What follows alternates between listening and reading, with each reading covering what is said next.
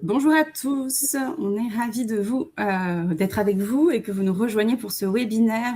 On va juste attendre 13h pile pour démarrer. Merci déjà pour ceux qui nous ont rejoints.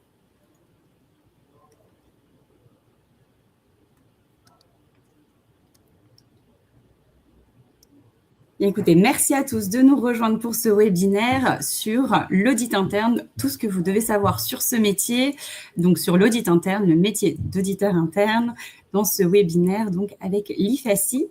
Je suis donc Marine Lécuyer, je travaille au sein de l'inspection générale du groupe Crédit Mutuel et j'ai également la chance d'être formatrice auprès de l'IFACI. Et je suis avec Géry Noto aujourd'hui, que je vais laisser se présenter avant qu'on puisse démarrer nos échanges. Bonjour à tous, bonjour Marine, je suis ravi d'être avec vous. Et moi, pour ma part, je suis directeur de l'audit chez Decathlon, avec une expérience de 26 ans donc, dans le groupe Decathlon, sur différents métiers, notamment des métiers de directeur financier ou directeur trésorerie, et depuis 6 ans maintenant à la tête de l'audit interne chez Decathlon. Merci Géry. Donc on va pouvoir partager effectivement toute ton expérience en audit interne, ton expérience, ta vision en tant que directeur de l'audit interne d'une manière générale, et puis également appliquée au sein de Decathlon. Ce que je vous propose juste, c'est de rappeler rapidement ce qu'on va pouvoir voir ensemble aujourd'hui et les sujets sur lesquels on va échanger. On va évidemment bien expliquer ce qu'est l'audit interne, les fondamentaux de notre métier, également comment ce métier est exercé au sein de Decathlon. Parfois, on pourra faire quelques parallèles avec l'exercice de ce métier au sein du groupe Crédit Mutuel également. Bien expliquer également les missions et puis pour tous ceux qui auraient cette vocation, cette envie de devenir auditeur interne, bien comment on va travailler au quotidien, quelles sont les compétences qui vont être recherchées pour le métier, et puis également les enjeux du métier aujourd'hui, dans les années à venir, les défis auxquels le métier et les auditeurs doivent faire face pour vous donner des perspectives d'avenir sur un parcours en audit interne et sur une carrière en audit interne. Ce que je vous propose, du coup, c'est de démarrer avec l'essentiel et les fondamentaux. Tout d'abord, l'audit interne, qu'est-ce que c'est ? Géry, si tu peux nous donner un peu, toi, ta vision et ta définition à toi de l'audit interne.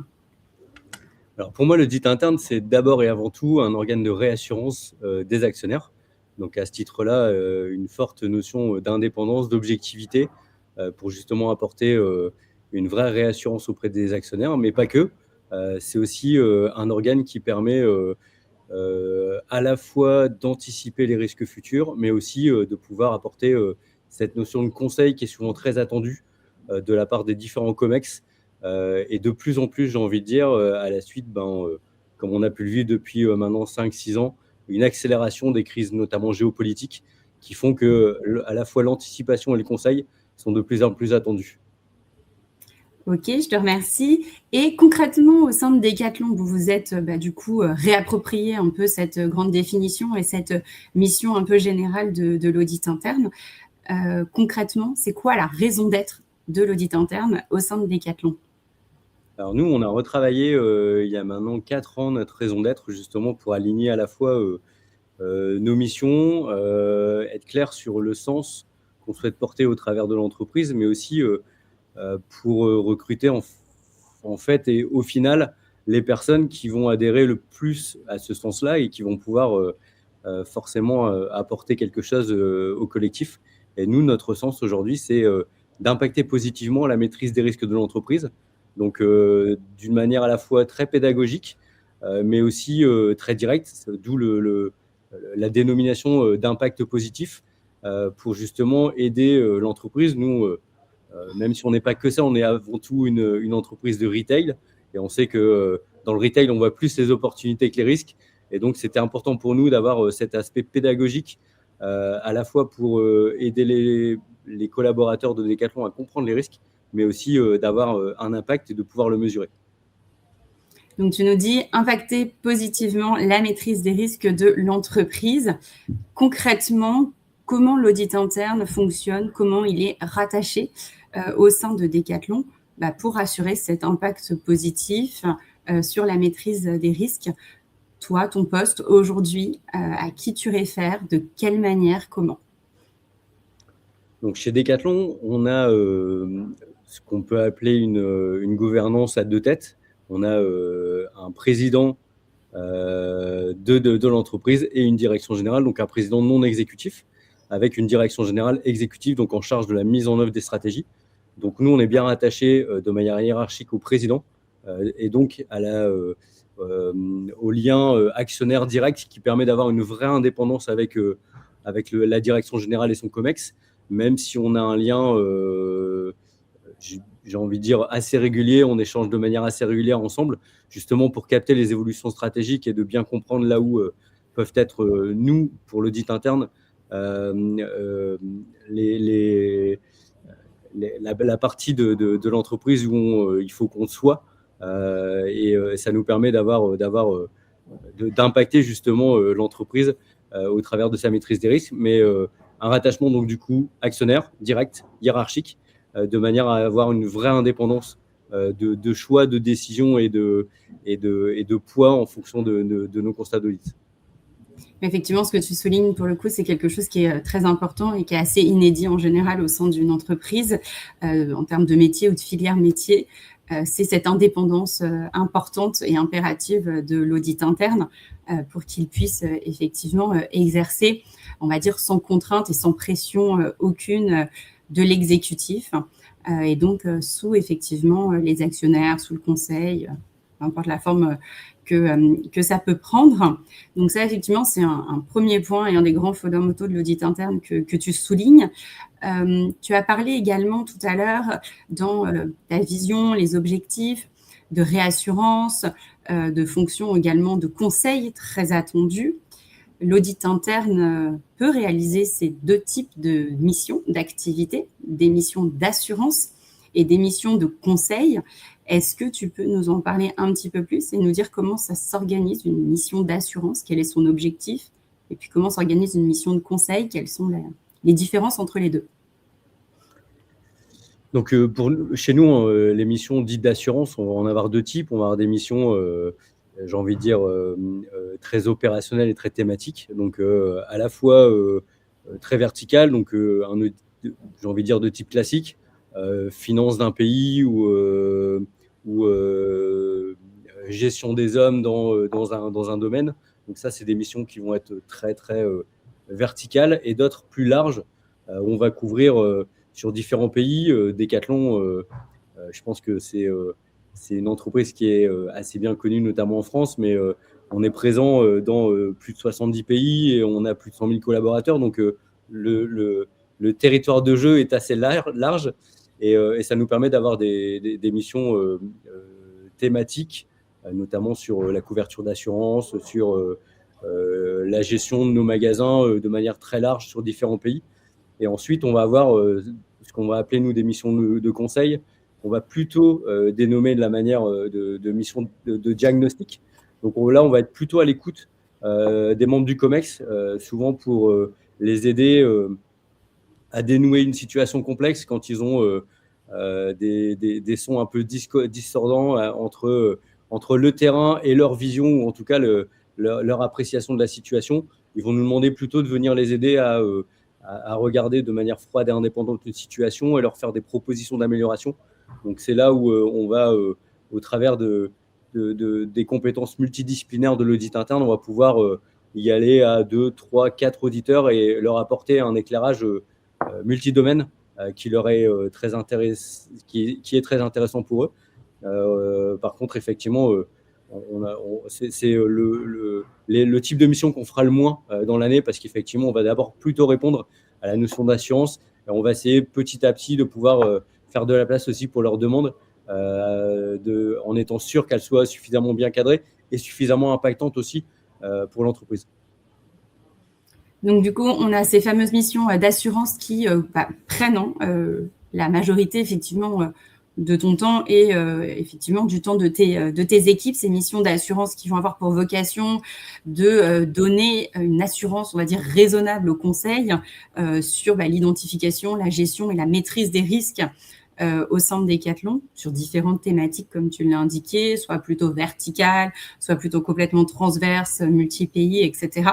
Et puis, c'est une mission de conseil où, quand je t'entends, je me dis, on est un peu un cabinet de conseil interne ponctuel, et au lieu de solliciter un cabinet externe, on va faire appel à nos compétences en interne, à notre direction de l'audit interne, qui connaît parfaitement en fait notre fonctionnement et nos process, et qui peut nous aider à prendre des décisions sur des sujets fins en faisant un diagnostic, un état des lieux, etc.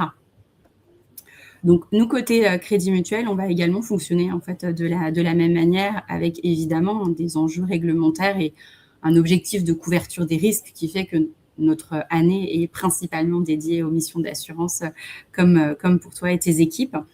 Mais du coup, quand on est dans ces missions d'assurance, principalement, qui occupent en majeure partie les auditeurs internes, concrètement, si demain j'arrive chez Decathlon en tant qu'auditrice interne, je suis sur une mission d'assurance, qu'est-ce qui m'attend? Quelles vont être les grandes étapes de cette mission, les grandes phases? À quoi va ressembler ma journée chez Decathlon à l'audit interne? Alors, chez Decathlon, une mission classique d'assurance initiale, j'ai envie de dire, parce que ça nous arrive aussi de pouvoir en faire des suivis et c'est souvent plus rapide. C'est des missions qui vont durer en moyenne 6 semaines, où on va avoir une phase préparatoire qui va durer environ 2 semaines, des interviews et une phase terrain pour justement venir qualifier nos premiers constats qui va durer elle aussi 2 semaines. Et ensuite, on aura une phase d'écriture du rapport. On fonctionne sur un rapport écrit qui passe au travers d'une validation en interne, à la fois du niveau de criticité des risques et aussi de la qualité du rapport, la qualité des constats, qui prendra elle aussi une quinzaine de jours. Donc, on est sur environ 6 semaines de mission. Les auditeurs chez Decathlon, ils vont exécuter au cours de l'année entre 10 et 12 missions. Donc, ça veut dire qu'on a en moyenne une mission par mois. Et en dehors du temps de mission, ça va être surtout du temps qui va nous permettre de bien comprendre les stratégies, l'évolution des stratégies, de se mettre en relation notamment avec le contrôle interne, qui fait partie des lignes de défense à la main de la direction générale et qui va nous permettre à la fois de bien estimer les signaux faibles des différents territoires et de bien comprendre la maturité du domaine qu'on va être amené à auditer, de bien être en lien avec les experts de ces domaines au niveau du siège et faire toute une phase de préparation terrain ou préparation en chambre qui est nécessaire à être très, très pertinent, notamment quand on est sur le terrain et passer du temps à la fois pédagogique, mais aussi de pouvoir aider les équipes en local à bien comprendre comment on qualifie les risques de manière à être, j'ai envie de dire, plus en autonomie demain, quand on sera plus là, pour les déceler et pour pouvoir les couvrir eux-mêmes. Ok, donc un auditeur interne chez Decathlon, globalement 10 à 12 missions par an, donc ça veut dire une forte capacité d'adaptation, à s'adapter et à changer de sujet, être très agile sur des nouveaux sujets, des nouveaux risques, des nouvelles zones géographiques à couvrir, et puis une répartition de son temps qui est à peu près un tiers sur les 3 grandes phases, la préparation de la mission, que tu évoquais, donc avec une partie un peu en chambre et puis une partie aussi déjà d'échange avec les audités, une partie très terrain, d'investigation, de tests et d'entretien, d'interviews approfondies, et puis une phase de restitution où là, les auditeurs vont travailler sur notamment l'élaboration du rapport et puis sa communication aux audités. Sur le rapport, tu as dit, c'est un rapport écrit. C'est un rapport qui est comment? Il est très formel, il est très littéraire, il est plutôt visuel, synthétique. Comment il est utilisé ce rapport au sein On a de beaucoup Decathlon? travaillé dessus quand moi j'ai pris mes fonctions, parce qu'effectivement il y avait différentes. On le sait, le métier et en tout cas les pratiques dans différentes entreprises sont très diverses. Moi, je suis parti sur quelque chose de très visuel, de type PowerPoint, avec un slide, très classique, rappel de la mission, un slide sur l'executive summary, un slide sur l'évaluation des process et un slide sur les risques au détail, de manière à avoir à la fois ce travail pédagogique presque de poupée russe, en partant de constats très globaux, pour venir sur les risques par process, de manière à ce que l'identification des process à risque soit plus facile pour les équipes. Et donc derrière, sur chacun des process, une feuille de risque qui nous permet de rappeler les attendus, ce que nous, on va appeler les critères de succès, ce qu'on a pu trouver, les éléments de preuve qu'on a pu trouver au travers de la phase d'audit sur le terrain. Et puis au final, quels sont, nous, les risques et nos recommandations pour amener cette couverture de risque qui peut être facilement donnée à un opérationnel de manière à ce qu'il comprenne bien le risque et qu'il puisse mettre en œuvre à son niveau la couverture de ce risque.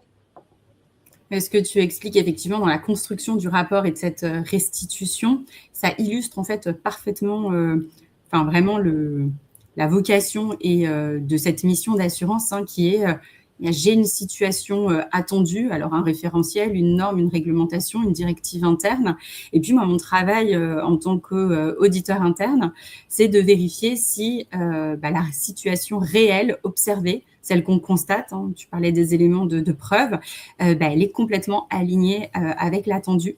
Et puis quand c'est pas le cas, comme tu l'as dit, on a ces constats qui sont formalisés et puis ces propositions de correction, d'amélioration via des recommandations. Pour partager ce que tu disais, oui, on peut avoir des rapports d'audit qui sont de formats très différents, des visions très différentes des éléments à restituer.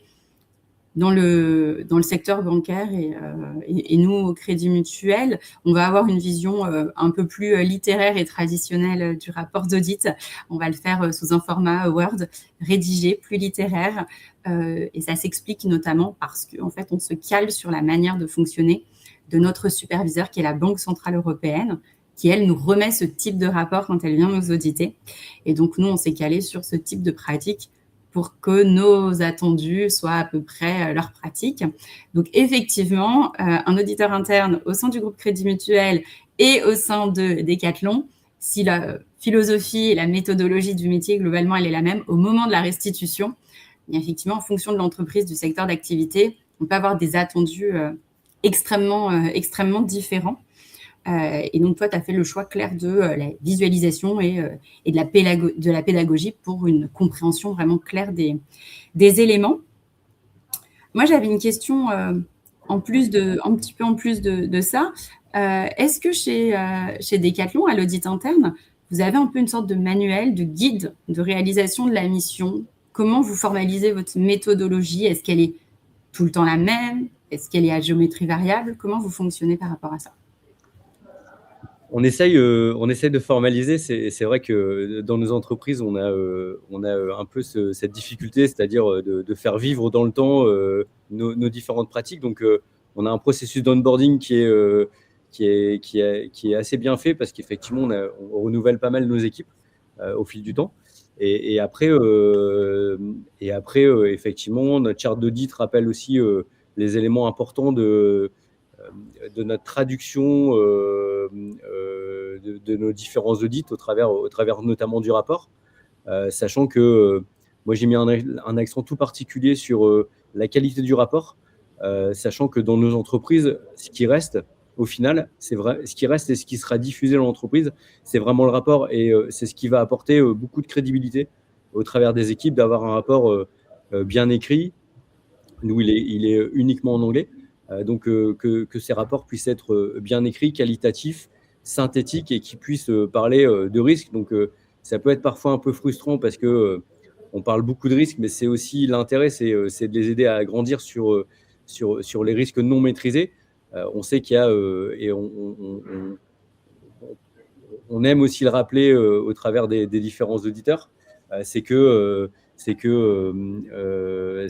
parfois pour les auditeurs assez frustrant d'avoir un rapport qui ne mentionne que les risques ou quasiment que les risques. Il y a plein de choses qui sont tout le temps très très bien faites, mais effectivement, nous on essaye d'être impactant et donc de les aider à comprendre et à couvrir les risques.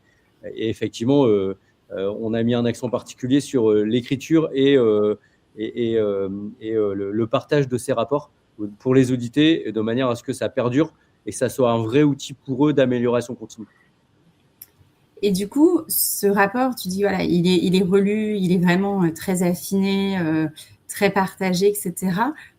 Concrètement, qui le relit, qui le revoit, comment il est construit, comment ça s'organise chez vous? Alors nous, on a un thème standard donc, dans PowerPoint, comme je vous ai dit. Donc les slides sont déjà préfaites. Il faut juste rentrer dedans. Donc on sait qu'une feuille de risque, c'est un format type avec effectivement des cadres qui nous contraignent à être synthétiques. Et c'est la même chose pour les process et pour l'exact-sum qui n'est que sur un seul slide. Donc il faut effectivement choisir un peu nos combats, qu'est-ce qu'on veut mettre en avant et sur quoi on va être percutant. Et ensuite, il y a un passage qu'on a nous mis en place qui est un comité de relecture interne, donc, où je suis accompagné de 4 auditeurs internes. On se réunit une fois par semaine, donc tous les vendredis de 10h à midi. Et ça permet justement tous les rapports qui sont postés au cours de la semaine jusqu'au mercredi soir de pouvoir, nous, avoir un temps de relecture le jeudi et de pouvoir les passer en séance. Donc, souvent, on invite l'auditeur leader de la mission pour qu'il puisse venir nous présenter le contexte et puis les éléments pour qu'on puisse bien comprendre quel est le niveau d'alerte de la mission. Est-ce que ce niveau d'alerte, il est uniforme par rapport aux autres domaines? Ce qui est souvent compliqué, c'est que pour un expert de la finance ou un expert de la sécurité des personnes, il pourrait être tenté effectivement d'avoir des sujets qui sont très risqués, alors que d'un point de vue général, nous, ce qu'on doit s'assurer au travers de ce comité de relecture, c'est que les niveaux d'alerte soient uniformes. Donc un niveau d'alerte X en finance, c'est comparable au même niveau d'alerte X en ressources humaines ou en sécurité des personnes. Ou en digital. Donc, on essaie d'apporter ce regard pour être sûr qu'il n'y a pas une surinterprétation ou une sous-interprétation du niveau d'alerte.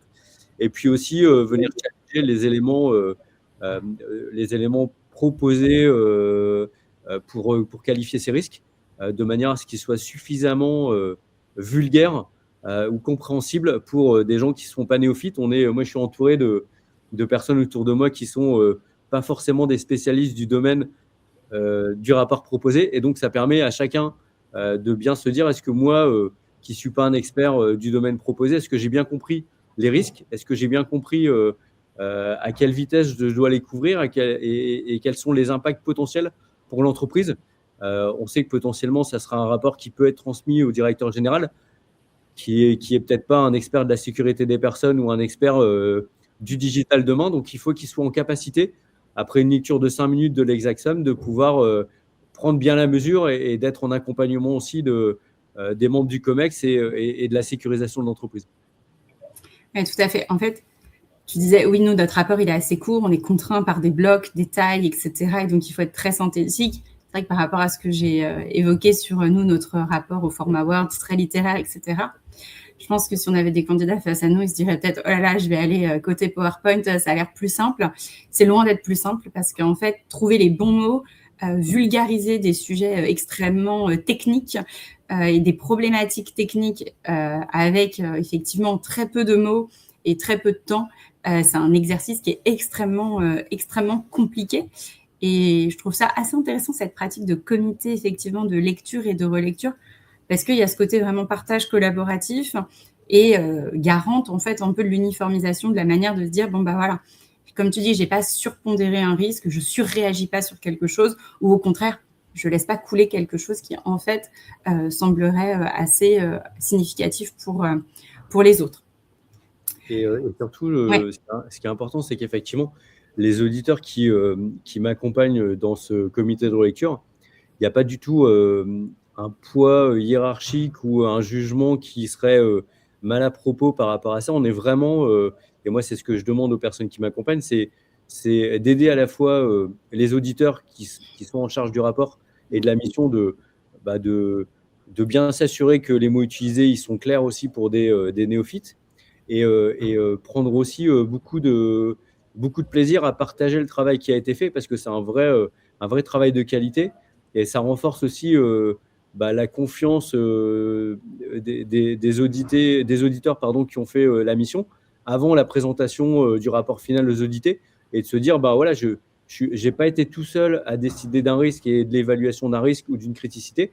J'ai bien derrière moi 5 autres personnes qui ont relu mon rapport et qui me disent c'est super, elle est vraiment bien travaillée, ou alors tiens, retravaille un peu cette partie-là qui pourrait être un peu améliorée.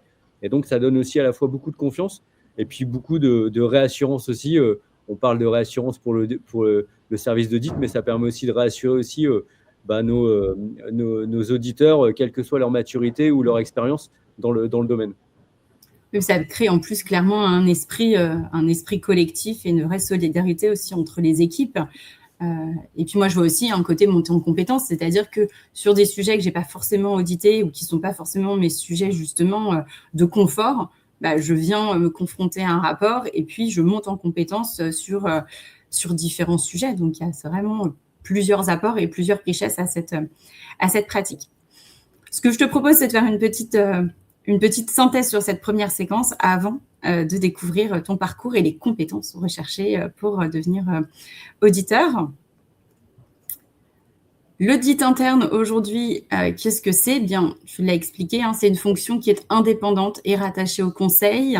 Elle réalise des missions d'assurance et de conseil pour évaluer et améliorer donc l'efficacité des processus de gouvernance, de gestion des risques et de contrôle au sein de l'organisation.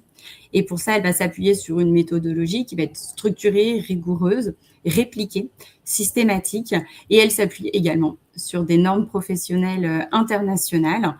Voilà, les dernières normes ont été publiées en 2024, d'application début 2025, et c'est vraiment un guide qui nous permet de tendre vers les meilleures pratiques professionnelles en matière d'audit interne. Si on s'attache maintenant à ce métier, comment on y arrive, quelles compétences, moi j'ai envie que tu nous partages ton parcours. Comment on arrive directeur de l'audit interne chez Decathlon. Tu nous as un peu teasé les éléments en te présentant. Et puis surtout ce que tu as découvert comme compétence, ce que tu as le plus mobilisé depuis que tu as pris ce poste de directeur de l'audit interne. Alors, rapidement, parce qu'effectivement, 26 ans, c'est long à résumer, mais en tout cas, j'ai un parcours effectivement plutôt financier, de directeur financier. J'ai eu la chance, grâce à Decathlon, de pouvoir avoir ces expériences aussi à l'étranger. Donc, j'étais directeur financier en Chine et en Inde pendant 6 ans. Donc, effectivement, ce regard multiculturel, il m'a aussi beaucoup aidé dans mes prises de fonction sur l'audit interne.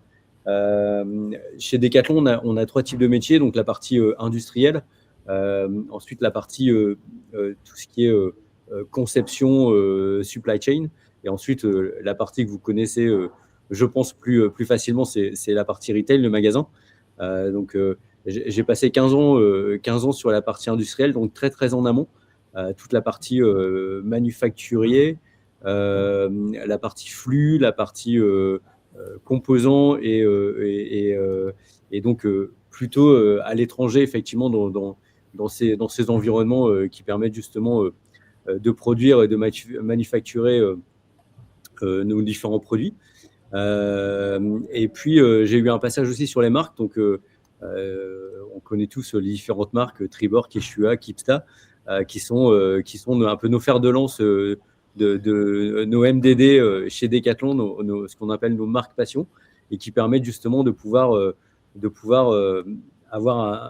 créer vraiment de la valeur auprès de nos clients. Et donc cet environnement à la fois de conception et de gestion de nos stocks qui permet de faire le lien entre nos éléments de production et le retail, nos magasins. Donc c'est bien d'avoir des beaux produits, mais il faut les avoir au juste temps à votre contact, au contact des clients, pour que effectivement il puisse être vendu, il puisse trouver le client et trouver un usage dans la pratique sportive. Et puis j'ai eu la chance de pouvoir aussi travailler dans des services au niveau du siège, qui permet aussi de mieux apprécier les différentes gouvernances, et puis j'ai envie de dire plutôt le temps long, le temps de la définition stratégique et qu'est-ce qui permet d'orienter telle ou telle stratégie pour une entreprise qui devient, qui est maintenant une grosse entreprise française et internationale. Et donc ces différentes expériences m'ont permis, alors sur la partie service, j'étais directeur financier de business unit au niveau du siège, et puis directeur trésorerie pour le groupe Decathlon juste avant d'intégrer l'audit. Donc ça permet aussi d'avoir cette appréhension des services très spécifiques et centraux pour l'entreprise. Et je pense que c'est à la fois cette connaissance de multi-domaines, multi-pays, qui m'ont permis d'accéder à cette fonction de directeur de l'audit interne, qui permet d'avoir la capacité à la fois d'être au contact des opérationnels et aussi de la gouvernance haute, que ce soit actionnaire ou membre du COMEX. Et je pense qu'une première, on en parlera un peu plus après, mais je pense qu'une première compétence, c'est effectivement cette capacité, j'appelle ça de zoom in et de zoom out, d'être capable d'aller dans le micro-détail, mais aussi de prendre beaucoup de distance pour comprendre les impacts de nouvelles pratiques versus les nouvelles stratégies de l'entreprise, et cette capacité à pouvoir à la fois se projeter, mais d'être aussi sur des micro-détails, c'est un des premiers atouts des auditeurs dans leur fonction d'assurance notamment. Et donc, c'est toi qui as émis le souhait de rejoindre l'audit interne, ou c'est une proposition qu'on t'a faite? Alors moi, c'est vrai que j'avais mis dans mon plan de carrière de passer par l'audit interne, mais effectivement, c'est plutôt une proposition qu'on m'a faite. J'étais depuis 3 ans directeur de la trésorerie, et on m'a proposé, suite au Covid, à prendre cette fonction de directeur de l'audit interne. C'était en tout cas pas à cette échéance-là dans mon plan de carrière aussi rapidement, mais c'était une joie de pouvoir accompagner cette nouvelle fonction, et puis de remettre l'audit interne, en tout cas chez Decathlon, sur une nouvelle trajectoire et de nouveaux apports pour l'entreprise. Et depuis que tu es directeur de l'audit interne, quelles compétences tu as le plus mobilisées, le plus utilisées, peut-être même certaines développées, et est-ce qu'il y en a où tu ne t'attendais pas à devoir les utiliser autant dans le métier? Je pense que celle que j'ai le plus développée, j'ai envie de dire, c'est ce que moi je vais appeler la communication, mais pas uniquement, plutôt ce que j'appellerais une intelligence de situation, parce qu'on a la chance, c'est pas toujours une chance, mais en tout cas, on a la chance de pouvoir se confronter à des personnes très intelligentes, internes, externes, parce qu'on intervient dans des comités où il y a des personnes en externe qui interviennent aussi.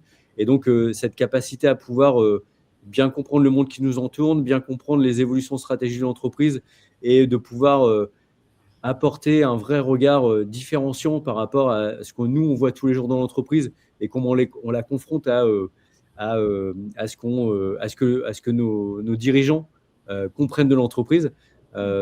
Mon patron a l'habitude de me dire, et je trouve la métaphore assez intéressante, il me dit souvent d'en haut, les plumes sont toujours bien rangées.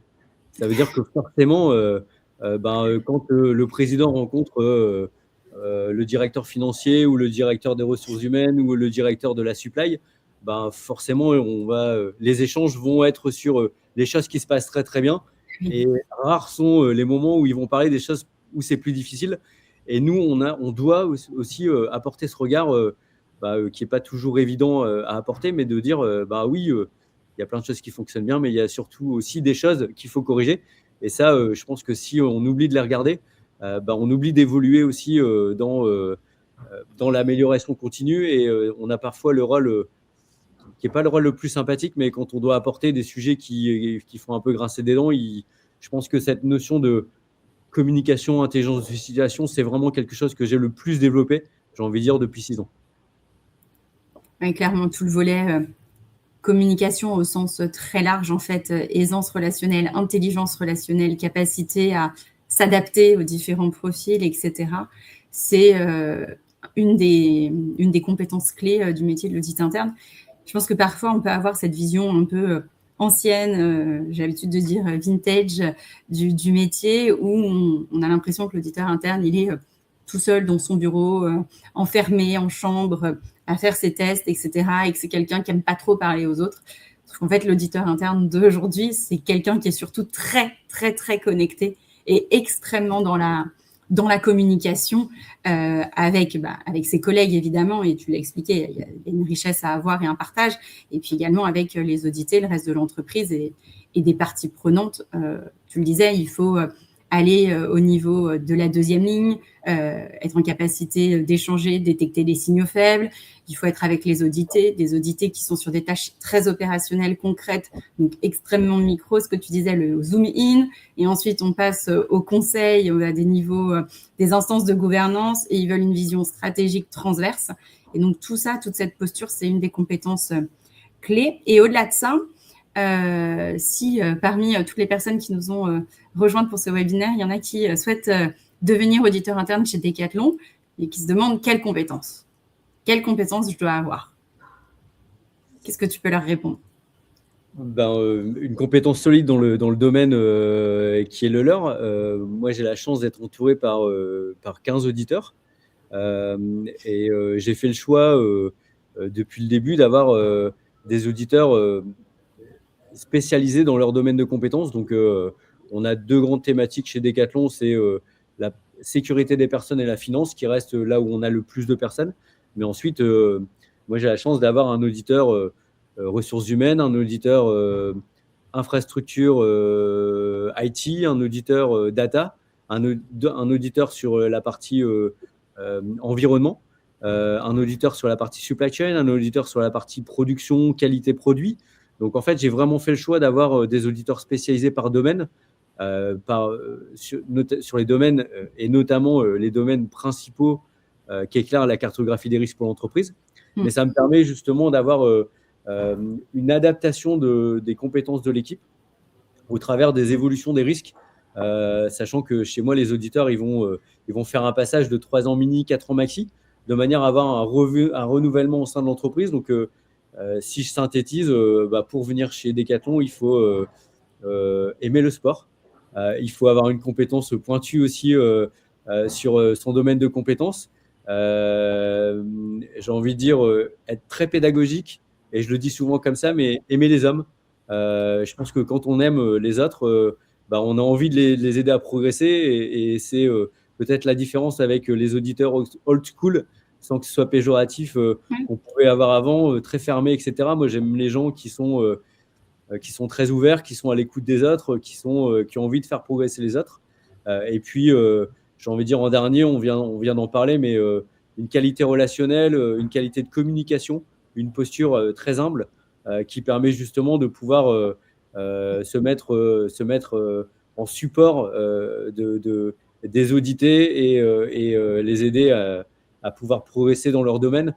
Moi, je dis souvent à mes auditeurs, quand ils intègrent Decathlon, je leur dis souvent faut avoir beaucoup d'humilité, parce que si on était à la place des audités, on ferait certainement les mêmes erreurs, parce qu'ils sont tous super, super sollicités, et quand ils oublient quelque chose, c'est parce que ils ont essayé d'être utiles ailleurs.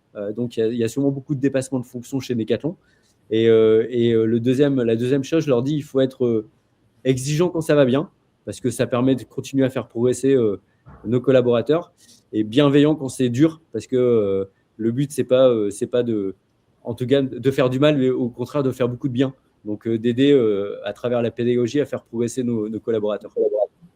Ouais, je suis d'accord avec toi. Il y a un point qui est extrêmement important, et que moi, je rappelle souvent quand j'échange avec des candidats qui souhaitent nous rejoindre. Alors, toi, tu dis aimer les hommes. Moi, je le dis un peu moins bien. Je dis, mais il faut que vous aimiez les gens. Hein. Si vous n'aimez pas les gens, ça ne fonctionnera pas. Il faut que vous aimiez être en relation en permanence avec des gens extrêmement divers, et dans leurs expertises, dans leur ancienneté, dans leur personnalité. Ce sera à vous de vous adapter et d'être toujours, comme tu le dis, très humble. On est souvent confronté à des audits où on est face à des experts, en fait, qui sont clairement des experts de leur métier, et nous, on n'a pas forcément tout le temps autant d'expertise qu'eux, loin de là. Et donc, il faut être extrêmement humble. Après, c'est aussi ce manque d'expertise parfois un peu volontaire des auditeurs qui leur permet un rapport d'étonnement et de re-questionner des choses qui semblent un peu acquises et immuables à des experts. Bah, on a toujours fait comme ça et voilà. Et, bah, oui, mais pourquoi? Et on vient réinterroger. Et ça, c'est un peu intéressant d'avoir cette posture naïve de l'auditeur. Mais je suis clairement en phase avec toi sur communiquer, aimer les gens et être extrêmement humble. Il y a un petit point complémentaire, et moi, ça m'intéresse de savoir comment tu te positionnes par rapport à ça. Est-ce que toi, des professionnels de l'audit interne qui ont comme compétence et expertise l'audit interne, la méthode d'audit interne, c'est des gens que tu peux intégrer dans tes équipes? Ou est-ce que toi, tu te dis, non, moi, je recherche des experts métiers et on va les former chez Decathlon à la méthodologie d'audit interne? Comment tu te positionnes par rapport à ça? Nous, on fait les deux. Moi, j'essaye toujours de garder au sein de mes équipes un tiers de collaborateurs qui viennent du monde de l'audit, justement pour apporter ce regard méthodologique qui est très, très important parce que on en parlera après, mais mes équipes vont de 23 ans à 55 ans. Donc, j'ai à la fois plutôt des gens assez jeunes qui viennent nous rejoindre et qui viennent de cabinets ou d'une première expérience en audit interne dans des grandes fonctions. Ou alors des experts chez Decathlon qui ont fait le métier pendant très très longtemps et qui viennent aussi un peu se ressourcer, s'aérer l'esprit pour apprendre une compétence qui est nouvelle pour eux, c'est-à-dire une évaluation par les risques. C'est quelque chose qu'ils ne savent pas faire. Et pour autant, il faut absolument qu'on ait les deux. Donc, les gens qui ont fait le métier pendant longtemps et qui sont capables de donner cette légitimité à l'audit, et aussi des gens qui viennent pour donner ce regard méthodologique et qui permet justement de faire le métier du mieux possible. Et quand tout ça fonctionne très bien, et chez Decathlon, on a la chance que ça fonctionne très bien, c'est vraiment super puissant parce que quand on a quelqu'un qui a été directeur financier chez Decathlon pendant 15 ans, qui va auditer avec quelqu'un qui sort de cabinet d'audit, les deux s'entendent très bien. Et pour les auditer, de voir qu'il y a un DAF qui a fait le métier pendant 15 ans, ça donne beaucoup de légitimité. Et donc, le courant passe tout de suite très, très vite. Et ça permet à la fois pour ceux qui viennent de cabinet d'apprendre de l'entreprise, et pour ceux qui viennent de l'entreprise d'apprendre des méthodologies d'audit et des différents standards. Et donc, c'est quelque chose qui est très, très complémentaire. Ouais, c'est vrai que souvent dans l'audit interne, on a ce côté en fait de partage et de complémentarité. Souvent dans des directions d'audit interne, on a une mixité des profils en fait. Et donc, pour les gens qui nous ont rejoints pour ce webinaire, il ne faut pas se dire « Ah oui, mais là, je ne rentre pas dans telle case ». Oui, mais en fait, il n'y a pas qu'une seule case pour intégrer une direction d'audit interne et une équipe d'auditeurs. On a besoin de profils différents, parfois experts sur différents métiers, parfois certains experts de l'audit interne, parfois avec beaucoup d'ancienneté, parfois avec un regard plus neuf et un sujet sur une capacité à appréhender l'innovation, etc. Et donc, il y a un petit peu de la place pour quand même beaucoup de profils. Après, ce que je te propose, c'est de faire une petite synthèse des compétences clés avant d'aborder quand même brièvement le sujet un peu de la rémunération de ce métier. En synthèse, globalement, et les normes professionnelles dont on a parlé en fin de première séquence, elles nous donnent quand même un certain guide sur ce qu'est un auditeur interne. Ça requiert déjà beaucoup d'intégrité, d'objectivité, une conscience professionnelle et une confidentialité. Pourquoi? Parce qu'on doit faire cette évaluation qui est impérativement indépendante, complètement objective, factuelle, bien tracée, avec des preuves.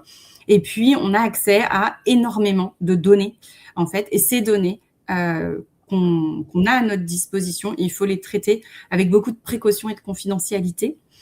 Et puis, on se dit, en fait, dans les normes professionnelles, l'auditeur interne, il doit être compétent. Voilà, il doit être compétent. Alors, qu'est-ce que ça veut dire d'être compétent?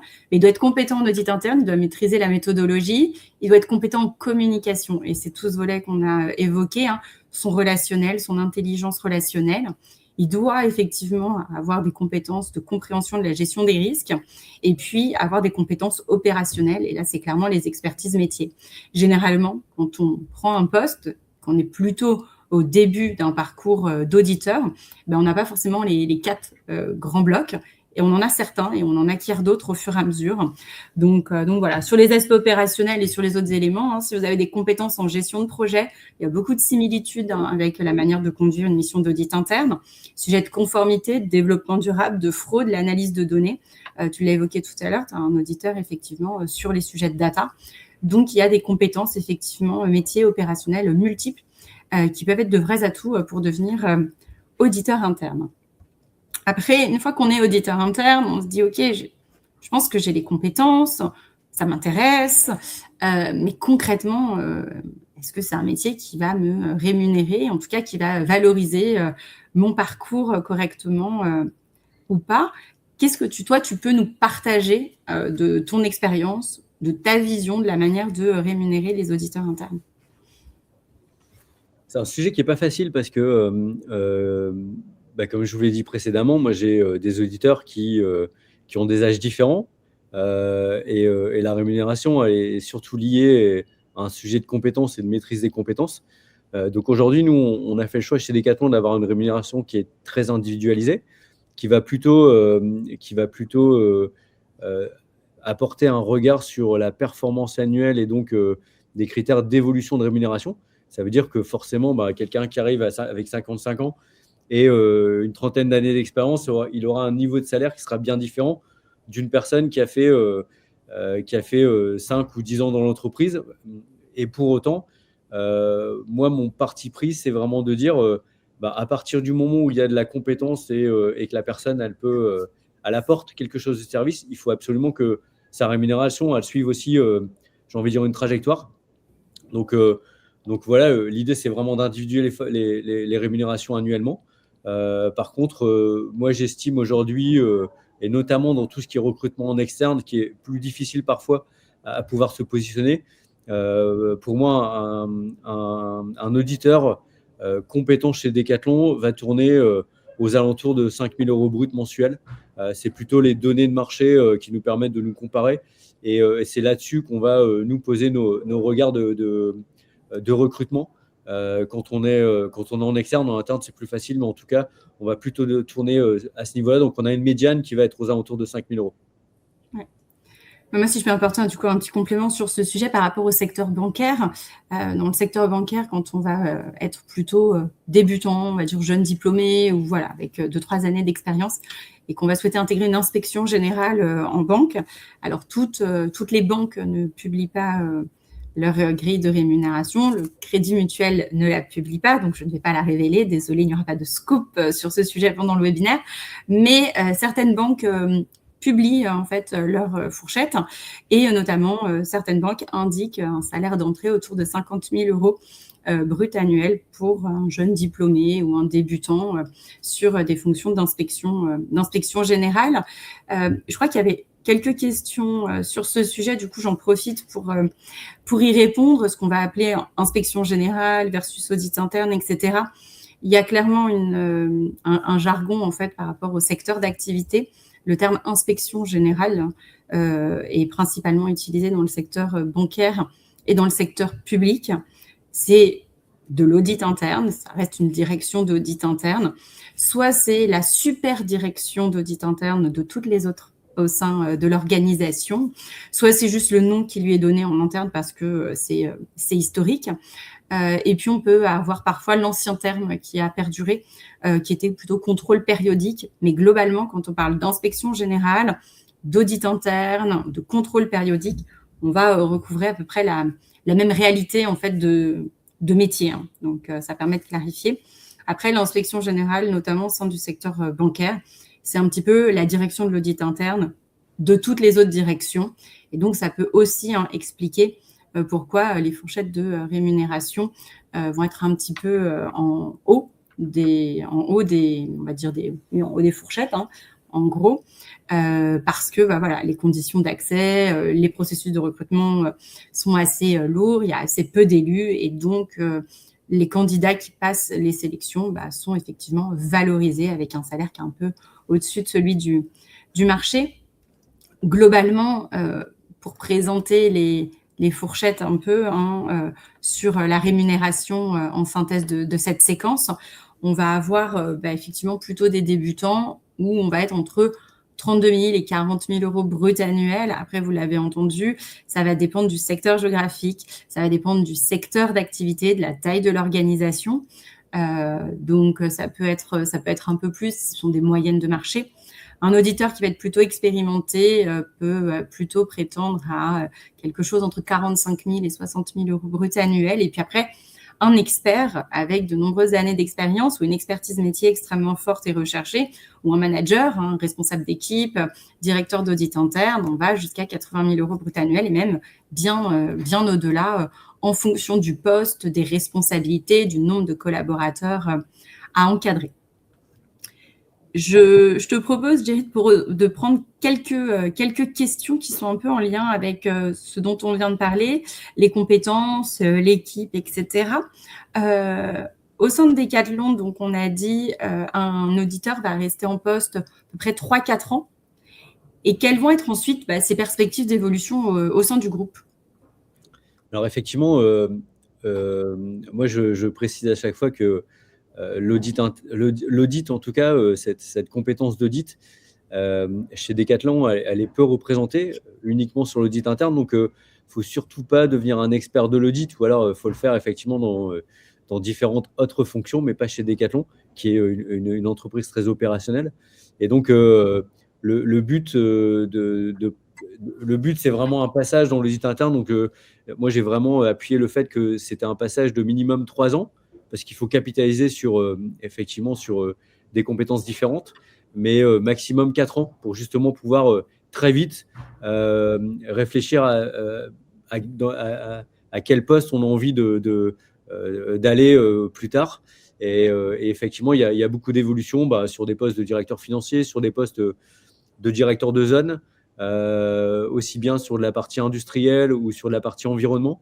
On a des évolutions beaucoup pour renforcer aussi les équipes de contrôle interne, parce qu'effectivement, ce pont, il est assez naturel entre les équipes d'audit interne et les équipes de contrôle interne, à la fois parce qu'on est très connectés, et puis forcément, quand on apporte de la qualité à la fois dans les rapports, mais aussi dans les findings, c'est aussi très naturel de dire pendant plusieurs années, tu m'as mis le doigt dans ce qui fonctionnait pas bien, donc viens m'aider à restructurer, ou en tout cas à venir renforcer cette fonction. Donc, on a là un pont et un bridge qui est très naturel entre nos équipes. C'est vrai une des évolutions des mobilités qu'on va observer assez régulièrement en audit interne, c'est un petit peu la même chose que parfois en cabinet d'audit externe, où on va avoir un client qui va chasser son auditeur financier, son auditeur externe, parce qu'il le trouve extrêmement pertinent, extrêmement professionnel, et qui se dit, avec l'analyse qu'il a et la connaissance qu'il a de ce périmètre, en fait, si je l'avais dans mes équipes, il m'apporterait énormément.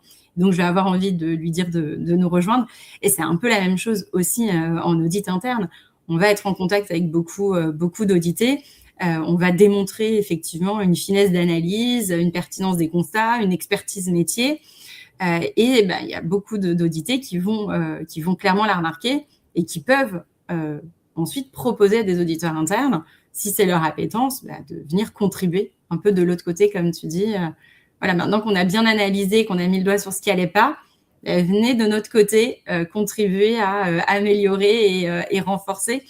Toi, tu as le cas comme ça, ou c'est plutôt les auditeurs de ton côté qui disent « Ah, j'ai très envie d'aller de ce côté-là, sur cette fonction, sur cette activité », ou est-ce que tu as des appels de tes collègues directeurs qui te disent cet auditeur, cette auditrice, franchement, a l'air hyper pro, hyper compétent.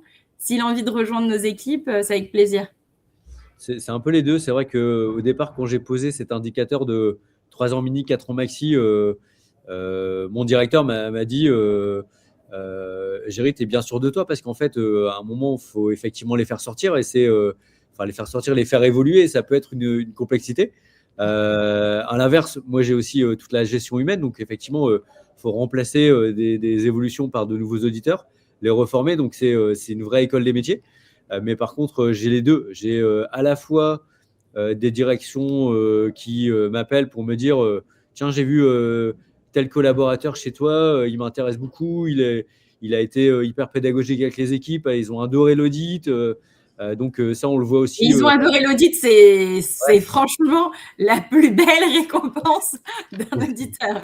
Mais ça nous arrive assez régulièrement, donc c'est bien. Et à la fois, j'ai aussi mes auditeurs qui me disent, Géry, franchement, moi j'ai envie d'aller les aider parce que j'ai presque un élément de frustration qui est de dire, tu me dis, faut pas que tu tiennes le crayon, mais je sais comment faire et j'aimerais bien les aider parce que je vois très bien là où c'est difficile et les difficultés qu'ils rencontrent et j'ai envie d'être acteur, encore plus acteur. Donc effectivement, j'ai un peu les deux et quand ça match, c'est chouette. J'ai aussi voilà, de contrôle interne ou risque manager dans des BU.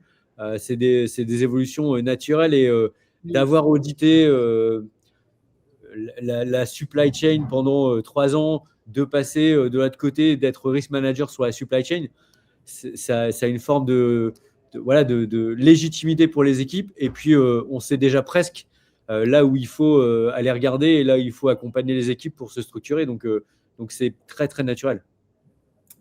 Et donc, tu disais que, effectivement, ils vont faire leur parcours de 3-4 ans, etc. Donc, tu vas les accompagner et puis collectivement, ils vont grandir.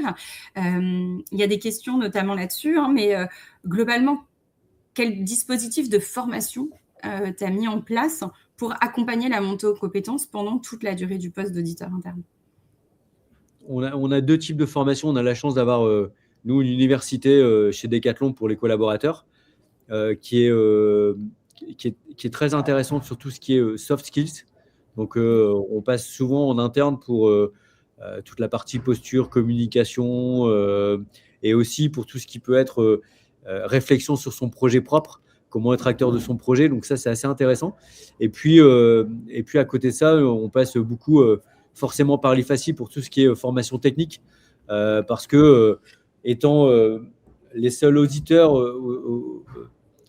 avec cette compétence dans l'entreprise, on n'a pas développé de formation particulière. Par contre, l'IFACI nous permet à la fois de pouvoir envoyer régulièrement nos collaborateurs se former sur les pratiques d'audit, mais aussi avec l'IFACI de pouvoir déterminer des formations. Donc moi, ça m'est arrivé, et je pense que depuis 6 ans, Benoît, s'il nous écoute, il va sourire, mais régulièrement, moi, j'appelle Benoît pour lui dire, voilà, j'ai tel besoin, et plutôt que d'envoyer un auditeur se former régulièrement, j'aimerais bien remettre tout le monde à niveau et faire une formation collective. Et c'est aussi le fait d'être tous ensemble à se faire former sur une nouvelle norme ou une nouvelle manière de faire. C'est aussi à la fois très cohérent collectivement, mais c'est aussi très cohérent pour le parcours des auditeurs. Et donc, c'est quelque chose que j'ai l'habitude de faire au travers de nos moments collectifs avec l'équipe et c'est quelque chose qui est souvent très attendu. Ouais, j'avoue que nous, on a un peu la même approche. On a construit un parcours de formation aussi par année sur 3-4 ans. Et en fait, on a des blocs. On a un bloc déjà connaissance, compréhension du groupe Crédit Mutuel. On a un bloc très méthode d'audit interne. Et là, je reconnais que, moi, je suis formatrice IFACI, mais pour le coup, on est aussi côté Crédit Mutuel très client IFACI sur cet aspect méthodologie d'audit interne et les soft skills également liés à l'audit interne. On a un autre bloc aussi compétences techniques métiers liés à la banque. Puis après, on a un bloc un peu sur mesure à la carte en fonction des profils. Et ça, effectivement, on va accompagner nous aussi tous nos inspecteurs sur 3-4 ans avec un parcours où on a un volume de formation par collaborateur qui est un peu supérieur au reste de l'entreprise. Et c'est logique, hein, c'est inhérent au métier. Il faut se tenir au courant et être à la pointe de tous les nouveaux sujets, comme tu le disais, des nouveaux risques, des nouvelles normes. Et il faut remettre tout le monde à niveau.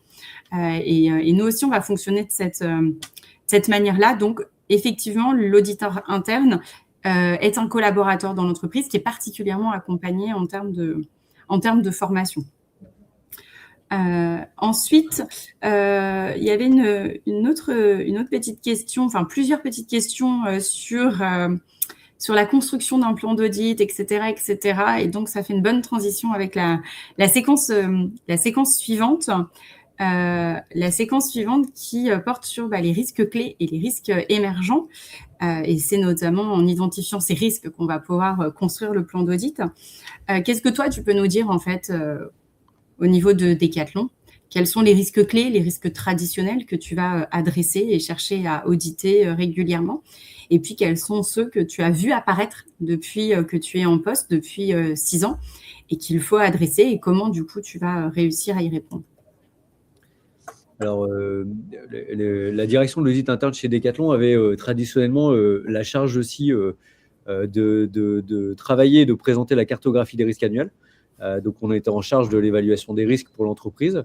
Ce qui a changé cette année, l'année dernière, en 2025, puisque maintenant, on a la chance d'avoir un risk manager group qui travaille maintenant cette partie et qui nous donne aussi un regard différent, parce que forcément, l'audit interne, quand on est annuellement dans nos process d'audit, parfois le travail d'identification des risques, il peut être un peu biaisé, et c'est un vrai rôle de seconde ligne de faire cette cartographie des risques. Donc, ça permet d'avoir une distance un peu plus éloignée avec cette notion de cartographie des risques.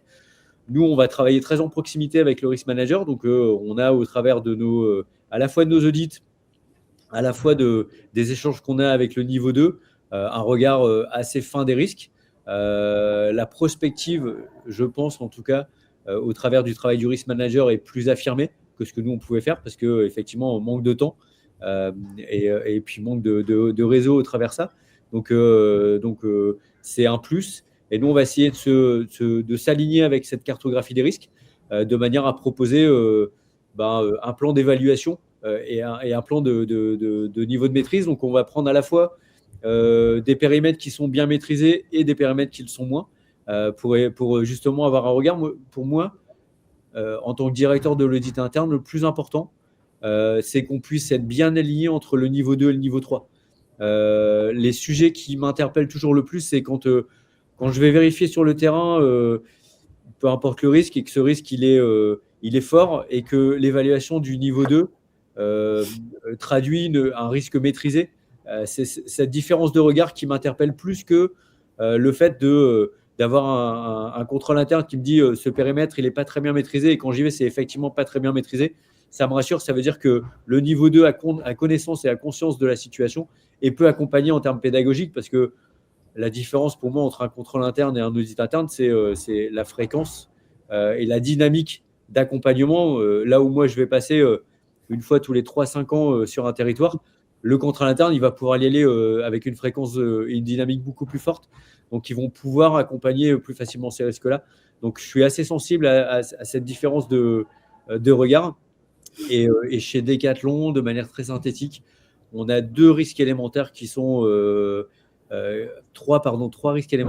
très forts, et sur lesquels, peu importe le niveau d'évaluation, on nous demandera toujours d'aller auditer. C'est d'abord la finance, ensuite les hommes, c'est la sécurité des personnes, et dedans, je vais englober la sécurité des personnes au sens accueil client, collaborateur, et puis aussi la partie humaine, qui est nos processus de management de nos hommes, qui est quelque chose de très ancré chez Decathlon. Et puis sur les risques stratégiques, on a, je pense que comme beaucoup d'entre nous autour de ce webinaire, la partie cybersécurité, la partie transformation environnementale, qui est des enjeux très forts. Et puis dans les nouveaux risques, l'intelligence artificielle, qui a une accélération très très forte et qui peut, dans certains domaines, nous mettre très en difficulté. Donc c'est un risque qui est en très forte augmentation chez nous. L'intelligence artificielle chez Decathlon, c'est aujourd'hui une utilisation qui est déjà installée, qui est en réflexion, qui est en test. Et du coup, comment l'audit se positionne par rapport à ça? Alors nous, on essaye de l'utiliser. On a la chance au sein du groupe d'avoir l'IA Gemini qui nous est ouverte en accès entreprise. Donc ça permet de pouvoir l'utiliser en évitant tout risque de divulgation ou de mauvaise utilisation de la donnée. Donc déjà, c'est assez intéressant. On utilise aussi Gaia, le webinaire de l'IFACI. On commence à l'utiliser, notamment pour travailler. Au départ, on a beaucoup travaillé tout ce qui était traduction, parce que je pense que c'est là où on essaye un peu les premiers tests. Depuis quelques mois, on l'utilise beaucoup aussi notamment sur les nouveaux audits thématiques sur le travail de work programme, qui peut être assez intéressant. On essaie un peu de comparer Gaia et Gemini justement en termes de réponses. C'est vraiment pas mal en termes de gain de temps sur travailler un nouveau work programme ou justement repasser au filtre de l'intelligence artificielle nos programmes de travail un peu standards, un peu anciens, pour justement aller voir s'il n'y a pas des évolutions réglementaires ou des évolutions nécessaires au travers des évolutions géopolitiques qui sont intéressantes d'inclure dans nos programmes de travail. Donc, c'est pas encore quelque chose qui est prédominant chez nous, mais par contre, on commence à l'utiliser de manière assez régulière, voire quotidienne. Et du coup, vous intégrez dans votre plan d'audit, par exemple, d'aller regarder l'utilisation, la sécurité, la gestion de l'intelligence artificielle dans les autres métiers, les autres fonctions du groupe. C'est encore quelque chose qui est vraiment trop balbutiant, trop récent pour l'intégrer immédiatement. Non, l'audit, justement, c'était une des logiques.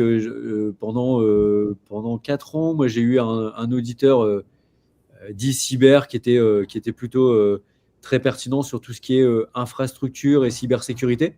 Et depuis 2 ans maintenant, on a intégré un auditeur spécialisé sur la notion de data, justement pour travailler tout ce qui est sécurité de la data, gouvernance de la donnée, qui permet aussi de s'assurer à la fois de savoir qui a accès à quoi en termes de données et comment on sécurise cette donnée. Et au travers de ça, forcément, l'intelligence artificielle pour cette utilisation de données, mais aussi quel outil on va utiliser. Donc, tout ce qui est Shadow IT, donc le rapport data cybersécurité, il est toujours assez fin, mais c'est des sujets que nous, on va auditer et qu'on audite régulièrement. Donc, avec 2 auditeurs, moi, j'ai la chance de pouvoir faire pas mal d'audits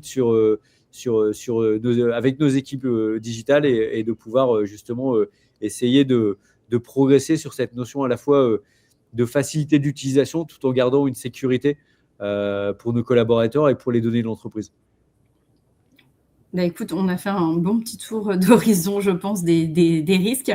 Je propose c'est qu'on fasse une petite synthèse du coup des grands risques que tu as pu évoquer, qui s'appliquent évidemment au périmètre Decathlon que toi tu vas superviser avec tes audits, mais également des risques qui sont adressés en fait aujourd'hui à toutes les organisations. Clairement, les sujets de cybersécurité, d'utilisation de l'intelligence artificielle et de la digitalisation. Tu l'avais évoqué aussi en introduction, tout le contexte en fait géopolitique, macroéconomique qui clairement aujourd'hui impacte notre manière de voir le métier, de faire le métier et surtout qui impacte on va dire là où est attendu l'audit interne en fait par les instances et par le conseil. Un environnement légal et réglementaire qui va être mouvant en permanence. Et dedans, on peut clairement mettre tous les sujets liés au développement durable, à la RSE, etc. Et puis le sujet des hommes, alors gérer le capital humain, gérer les talents, ça fait clairement partie des risques clés et des risques émergents. Moi, ce que je te propose, c'est de conclure ensemble sur une dernière séquence et d'évoquer notamment les défis actuels de l'auditeur interne, même si on l'a un peu teasé là en parlant de l'intelligence artificielle. On a effectivement ce volet intelligence artificielle à intégrer dans nos pratiques et tu as évoqué notamment Gaia. Gaia qui est effectivement l'intelligence artificielle développée par l'IFACI, par des auditeurs internes pour les auditeurs internes et ça c'est extrêmement important. Et donc Gaia, c'est une petite armée de petits Gaïa sur différents sujets, sur les normes professionnelles. Tu l'as évoqué, le programme de travail aussi, clairement. Moi, j'aime beaucoup le Gaïa RCM qui nous aide un peu à détecter les angles morts sur nos programmes de travail ou à commencer à élaborer un programme de travail sur un sujet qui est complètement vierge d'audit. Donc, on a tous ces éléments. Après, il y a un autre défi important que tu as en fait évoqué un peu en fil rouge tout au long de ce webinaire. C'était ce côté pédagogie, être en lien avec le conseil, faire comprendre en fait les risques. Et c'est clairement la notion d'audit interne, en fait, comme business partner et non pas comme super instance de contrôle de l'organisation. Est-ce que tu peux un petit peu nous donner, toi, ta vision et comment tu as réussi concrètement, avec quelles actions, des exemples, en fait, à passer, en fait, quand tu as pris le poste, peut-être d'une fonction d'audit interne plus classique, traditionnelle, à ce côté très business partner?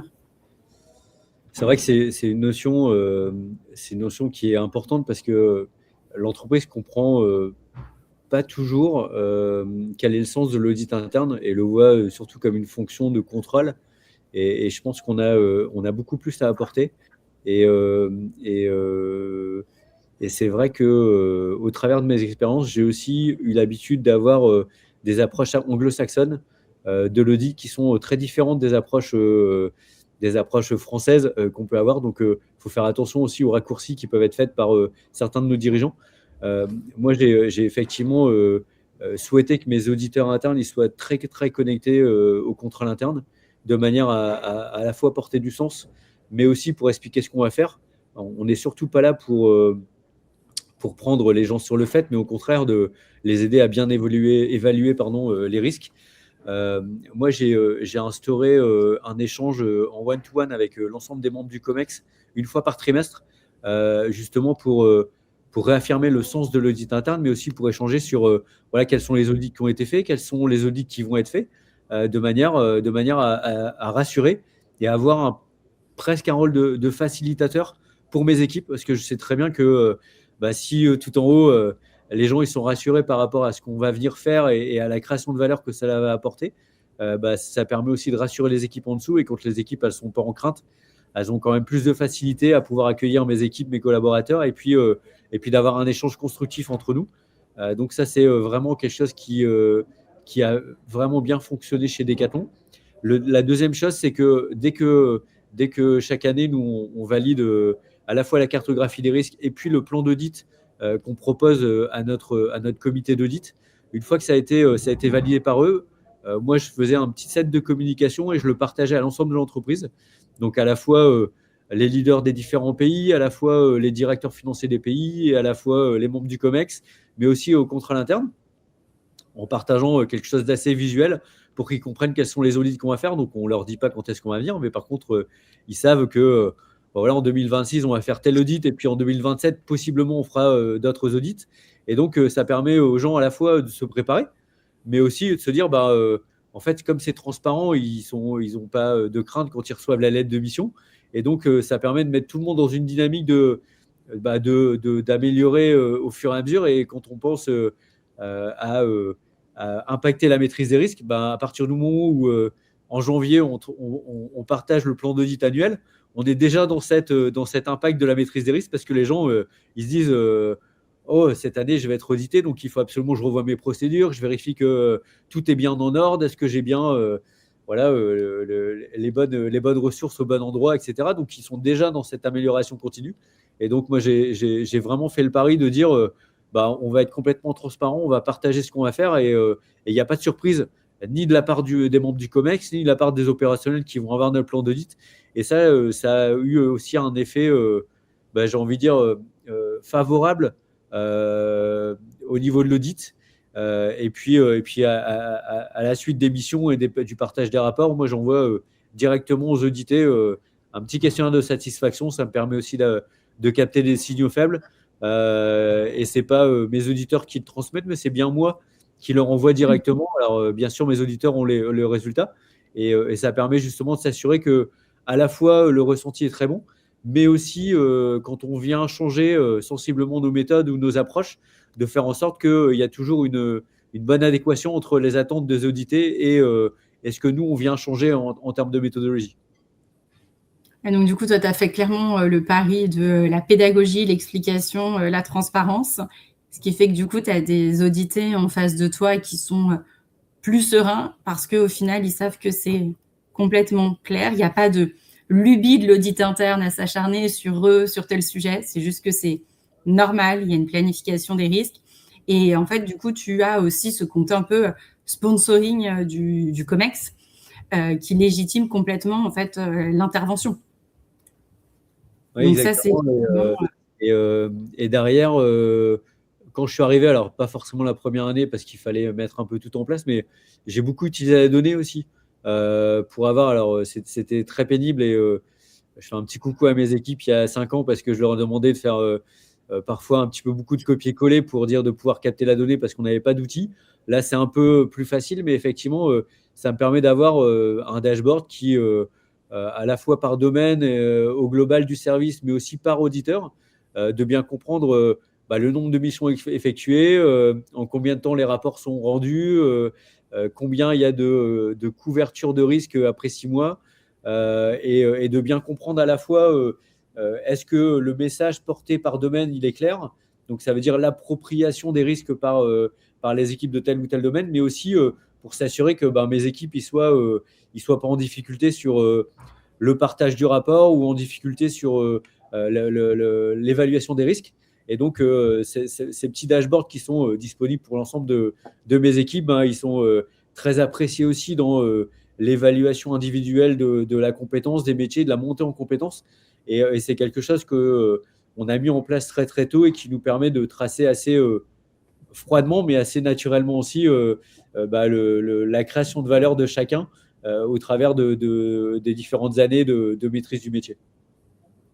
je suis d'accord avec toi. Ce que je te propose, c'est qu'on fasse une petite conclusion de cette séquence et qu'ensuite on puisse passer aux questions et aux réponses. Il y a beaucoup de questions qui ont été posées. C'est vrai que si on focus un petit peu sur les défis de notre profession aujourd'hui, les défis de l'audit interne, on l'a parlé, on a ce sujet de l'intégration de l'intelligence artificielle et de l'analyse des données, mais on a aussi ce challenge de devenir ou de renforcer sa posture de business partner au sein de l'organisation. Et pour ça, il faut clairement bien faire comprendre la valeur. Et toi, tu as fait clairement le pari de la pédagogie et de l'explication pour aider l'entreprise à créer sa valeur. Et puis, quand on aide et qu'on impacte positivement la maîtrise des risques, comme tu le dis, clairement, en faisant ça, l'audit interne est clairement contributeur pour la protection et la pérennité de Decathlon. Moi, il y a une phrase que j'aime bien et que je dis souvent, c'est quand l'audit interne est plus sollicité qu'il ne sollicite lui-même les équipes, c'est que, en gros, le pari est gagné. Et moi, je vois le cas chez nous à l'inspection générale du groupe Crédit Mutuel. J'entends parfois mon inspecteur général qui dit là, j'ai eu un certain nombre d'appels, j'ai échangé avec des directeurs généraux, avec des responsables de filière. Ils aimeraient qu'on intervienne sur tel sujet, ils aimeraient qu'on leur fasse un retour sur tel sujet, tel sujet. Là, avec le plan d'audit, on n'arrivera pas à tout faire, c'est impossible.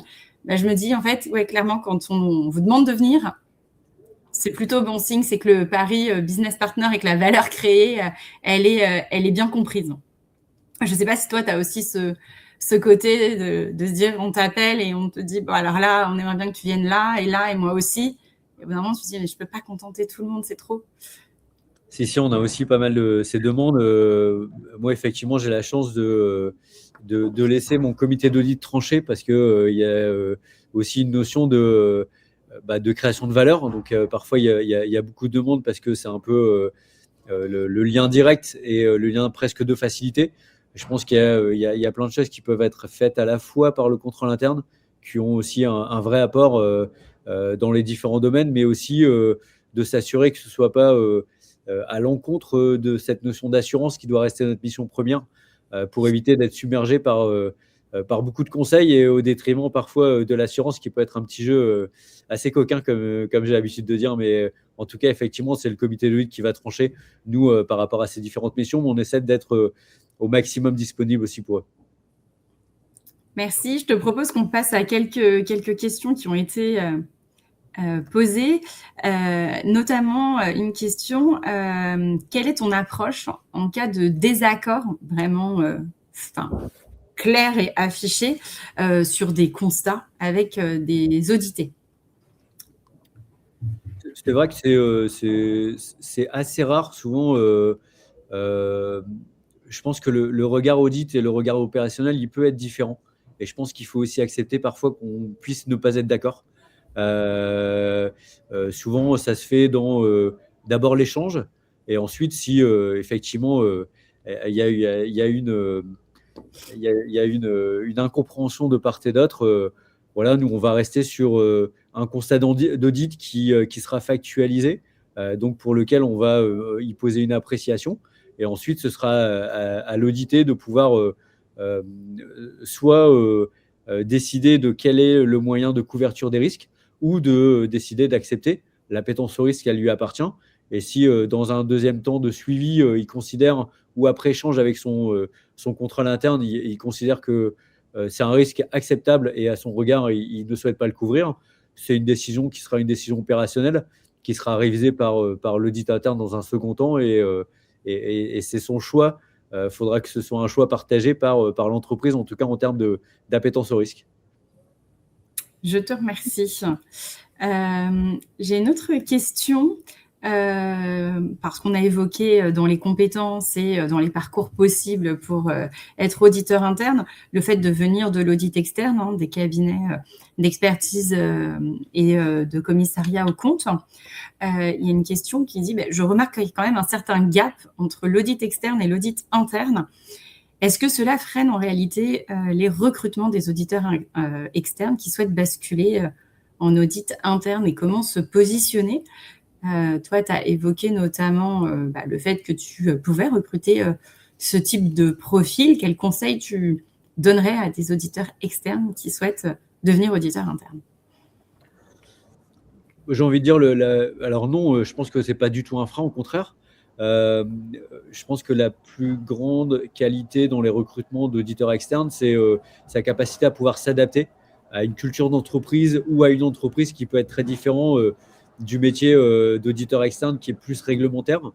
Donc, c'est vraiment cette capacité à s'insérer dans l'entreprise et avoir une posture qui soit une posture très liée à l'entreprise. C'est souvent beaucoup moins normé, beaucoup moins standardisé. Et donc effectivement, j'ai envie de dire, cette compétence de flexibilité, d'agilité d'un auditeur externe, il doit pouvoir s'insérer dans l'entreprise. C'est peut-être le plus grand défi. Mais ce n'est pas du tout un frein. Et encore une fois, moi, j'ai recruté, je pense, depuis 6 ans, une dizaine d'auditeurs externes pour nous intégrer. Et à 99% des cas, ça se fait très, très bien. Ouais, moi, j'ai un peu le même partage que toi, c'est-à-dire qu'effectivement, ça va être extrêmement différent parce que la méthodologie n'est pas la même, parce que sur un audit financier, on va être effectivement uniquement sur un domaine d'expertise financier, alors qu'un auditeur interne va couvrir l'ensemble, un certain nombre de domaines au sein de l'entreprise et que la méthodologie n'est pas tout à fait la même. Pour autant, il y a quand même beaucoup de compétences et beaucoup d'atouts en fait d'un auditeur externe qui sont recherchés.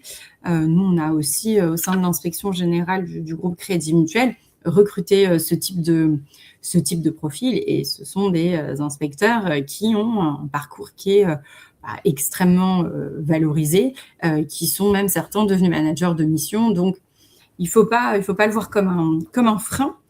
Après, j'ai une autre question plutôt sur l'organisation que toi, tu as choisie au sein de Decathlon, avec un auditeur, en gros, par spécialité, avec une expertise technique. Et la question qui était posée, c'est mais est-ce que ce n'est pas un risque, finalement, d'avoir une personne et une spécialité? Comment tu gères ça? Merci Bernadette, d'abord, parce que c'est une question très intéressante. Moi, j'ai aussi pensé au départ qu'en ayant ce type d'organisation, ça pouvait être un vrai risque en soi. C'est pour ça que mes équipes font 60% de leur temps sur leur cœur de compétences et 40% de leur temps sur d'autres domaines, parce que forcément, l'intérêt d'un passage à l'audit, c'est aussi de s'ouvrir sur l'entièreté de l'entreprise, de comprendre l'ensemble des risques et les risques interdépendants entre les différentes fonctions. Et donc, moi, j'incite, et c'est plus qu'une incitation, parce que je vérifie à ce qu'un auditeur financier ne fait pas que des audits financiers, clairement.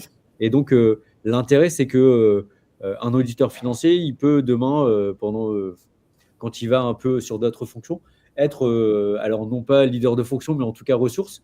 On fonctionne toujours avec un auditeur qui est plutôt leader, qui va être celui spécialiste de la fonction, et accompagné par une ressource qui peut être soit de la même fonction, effectivement, mais aussi souvent d'une fonction différente et qui va apporter plutôt un regard à la fois sur la méthode, mais aussi sur l'évaluation des risques.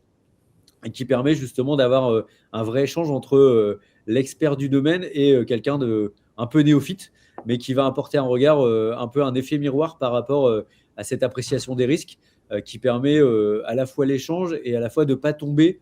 Et je vous rejoins quand on est un peu spécialisé, on peut avoir à la fois des biais qui permettent pas de voir l'entièreté des risques, et ce binôme justement est hyper favorable à ce que on garde un regard frais, voilà, comme je le dirais comme ça. Je te remercie. Je propose de passer à une deuxième question quand même de Bernadette, parce qu'elle a une deuxième question qui est très intéressante. Comment tu assures le suivi des recommandations? Est-ce que tes auditeurs sont objectivés sur cet item? Alors non, ils ne sont pas objectivés sur cet item parce que, bien entendu, la couverture des risques appartient à l'entreprise et pas aux auditeurs. Nous, on a un processus qui est, on a 5 niveaux d'alerte. Le niveau 1 et le niveau 2, ça sera un suivi qui sera fait par le contrôle interne. Et à partir d'un niveau 3, il y aura une nouvelle mission de suivi. J'ai vu que dans les questions, il y avait aussi une question du nombre de missions. Comment peut-on faire 12 missions s'il y a 6 semaines de missions? Donc effectivement, les missions de suivi, souvent, elles sont plus rapides parce que comme on vient uniquement réévaluer les risques qui avaient été identifiés sur l'audit initial, c'est plutôt un processus qui va prendre 15 jours, 15 jours maximum, pardon. Et donc, c'est pour ça qu'entre les audits de suivi et les audits initiaux, ça passe et tout va bien. Mais effectivement, sur les audits de suivi, on va faire une réévaluation. On va d'abord s'attacher à qu'est-ce qui a été mis en place par les audités. Est-ce que ce qui a été mis en place couvre le risque initial qui avait été identifié? Et on va venir réévaluer l'ensemble des risques. On va venir réévaluer le niveau de criticité globale au travers d'un nouveau rapport, qui va permettre de refaire un point sur est-ce que le niveau descend, le niveau de criticité, sachant que moi, quand je suis arrivé, pour éviter qu'il y avait confusion, un niveau de criticité suite à un audit de suivi ne pouvait que monter ou descendre. Il ne pouvait pas rester au même niveau, de manière à interpeller un niveau hiérarchique différent, parce que nos niveaux de criticité permettent d'interpeller un niveau hiérarchique différent, de manière à s'assurer que la personne en charge des risques avait la bonne compréhension et les bons moyens aussi pour adresser cette couverture. Je te remercie. Il y a un autre sujet qui fait l'objet de plusieurs questions. Alors, je vais en prendre une, mais le sujet est récurrent. C'est ce côté d'indépendance et comment gérer en fait les éventuelles interférences de la part du top management. Comment toi, tu gères ça en fait? C'est un sujet complexe. Nous, on a la chance chez Decathlon d'être attaché à la présidence et donc du coup d'avoir une indépendance hiérarchique. Donc c'est déjà un grand point. Et je pense que ça nous aide beaucoup. Ensuite, les équipes, elles sont très peu polluées par ce sujet d'indépendance parce qu'elles essayent justement d'avoir un regard très pédagogique. C'est vrai qu'on a très peu de pression. Maintenant, il y a une pression naturelle qui est de dire, forcément, quand je suis un auditeur RH, ça veut dire que je suis un expert de la fonction RH. Donc, possiblement, demain, mon futur ou le futur de ma carrière chez Decathlon, ça sera dans les fonctions RH. Donc, il y a ce sujet de dire, il faut que je sois indépendant, il faut que je dise où ça ne va pas bien, mais il faut que je le dise d'une bonne manière. Donc, c'est plus une notion pour moi de communication et on en a parlé au début, d'intelligence de situation, de manière à pouvoir être dans l'accompagnement, dans la compréhension du contexte par rapport aux différentes missions. Et puis, il y a un autre sujet, c'est moi, j'ai fait le choix d'avoir mes 15 auditeurs basés, nous, on est basé à Lille autour de moi. Ça veut dire que je n'ai pas d'antenne détachée parce que ce sujet de l'indépendance était un vrai sujet qui, moi, m'interpellait. Ouais, c'est facile de mettre 1, 2 ou 3 auditeurs en Asie ou en Amérique, mais ce sujet de effectivement comment le rattachement hiérarchique et est-ce qu'il n'y a pas un souci d'indépendance. Donc j'ai fait le choix effectivement de les garder à côté de moi à Lille et donc c'est aussi une réponse par rapport à ça, mais aujourd'hui, c'est quelque chose sur lequel on est très peu interpellé sur cette notion d'indépendance. Ça se fait plutôt bien dans l'entreprise. Ouais, je pense qu'effectivement, ça dépend aussi de l'entreprise, du secteur d'activité, de la taille de l'organisation et puis de la maturité par rapport à l'audit interne. Sur des fonctions d'audit interne qui vont être très récentes, en création, c'est pas forcément simple, effectivement, aussi, hein, pour la direction générale, pour le conseil, etc., de se positionner par rapport à l'audit interne. Et donc, ça peut prendre effectivement un peu de temps par la pédagogie, d'assurer en fait cette indépendance dans les institutions et les organisations qui sont plus grandes, plus installées, où l'audit interne est effectivement historiquement présent. Comme chez Decathlon, nous, au sein du groupe Crédit Mutuel, encore une fois, et puis le secteur bancaire est très structuré autour de l'audit interne. On n'a pas ce genre de sujet. On a toutes les procédures et toute l'organisation nécessaire pour garantir l'indépendance. Mais la réalité, c'est que des interférences fortes qui empêcheraient l'action de l'audit interne, voilà, c'est pas des choses qui se passent dans des grandes organisations. Écoutez, il est 14h30, donc je pense qu'on va pouvoir clôturer ce webinaire. Ce que je vous propose, si vous souhaitez aller plus loin sur l'audit interne et le métier d'auditeur, n'hésitez pas à consulter le site internet de l'IFACI. Vous avez plusieurs articles, plusieurs éléments qui pourront vous renseigner. Également le blog. Et puis, pour ceux parmi vous qui sont adhérents ou qui deviendront adhérents de l'IFACI, on l'espère, un accès à l'intelligence artificielle et aux petits agents IA de Gaïa qui peuvent vous aider dans l'exercice du métier au quotidien. Merci beaucoup. Merci, Jerry. Je te laisse le mot de la fin pour ce webinaire. Merci, Marine. Merci à tous pour votre écoute. Et puis, voilà, je reste à votre disposition. Si jamais vous avez des questions complémentaires, ce sera avec plaisir en tout cas. Pareil, merci beaucoup. N'hésitez pas à nous contacter, Jerry et moi, sur LinkedIn, notamment. Si vous avez des questions, on n'a pas pu répondre à toutes les questions. Donc, n'hésitez pas, on est à votre disposition. Merci beaucoup. Et puis, peut-être à bientôt à l'IFACI ou sur un autre webinaire ou ailleurs. Bonne journée.